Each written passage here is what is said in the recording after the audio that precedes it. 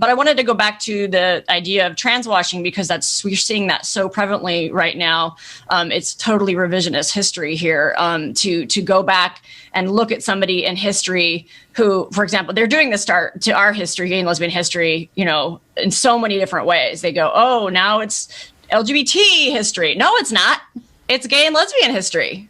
That's gay and lesbian history with some bisexuals in there, because and so trans is a new concept. It is a really new concept. It's like, the early term was transvestite.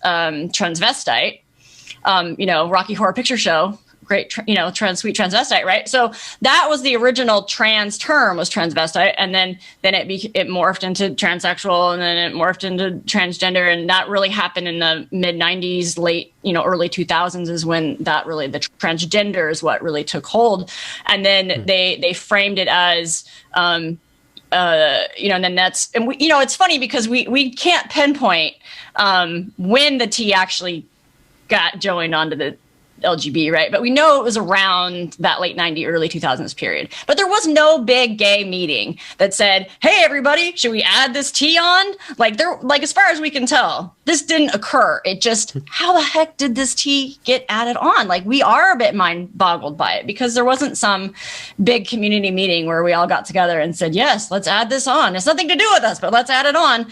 And in a sense that it has nothing to do with us, this notion of gender identity, but it does have something to do with us in that our community was targeted for this particular medicalization as, very early on.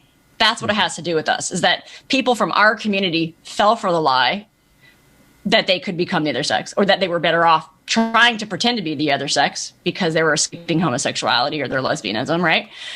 So they fell for the lie, and then it just so we say it basically is like destroyed our community from the inside out, because it literally destroys people's bodies. It literally destroys their bodies from going through this process. It destroys the way the community and other people perceive them. And it's just kind of like degraded the whole community as over time, more and more. So it really has destroyed our community to some extent from the inside out. I mean, it's not to say that there aren't pockets of communities, but negative impact overall. It's like a Trojan horse. Yeah.